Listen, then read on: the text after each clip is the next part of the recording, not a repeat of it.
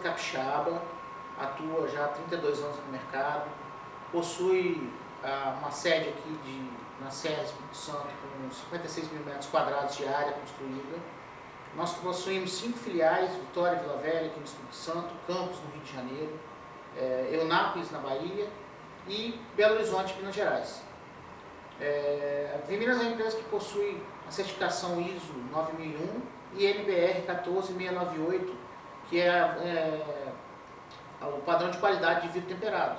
Isso tudo certificado pelo Instituto Falcão Bauer.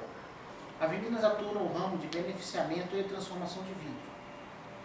A gente atua com um portfólio muito grande nessas duas áreas e, além da preocupação com a qualidade que a gente tem nas nossas certificações, a gente também se preocupa com o meio ambiente. A gente tem uma estação de tratamento de efluentes, onde a gente reaproveita 98% da água utilizada na produção. Além disso tudo, a gente também cuida muito da questão de segurança. Então, tem todo um programa interno da empresa que trata sobre esse assunto.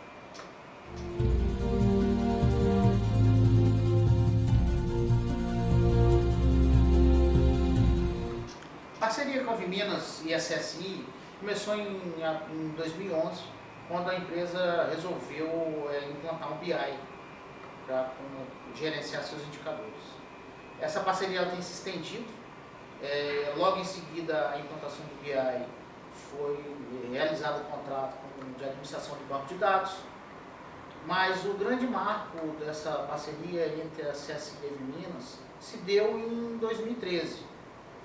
Logo após a minha chegada, a empresa resolveu fazer um avanço tecnológico e a CSI nos trouxe a possibilidade de colocar o Oracle Enterprise e fazer todo um ambiente de redundância no DataGuard, trazendo uma segurança para a Viminas durante 5 anos.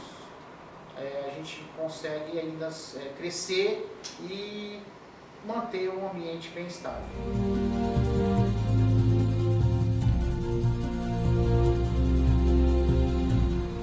A Viminas, apesar de ser uma empresa com 32 anos, ela sempre atua na vanguarda da tecnologia na produção. As últimas 2 aquisições foram uma linha de lapidação totalmente automatizada e uma linha nova, completamente robotizada para laminação de vidro.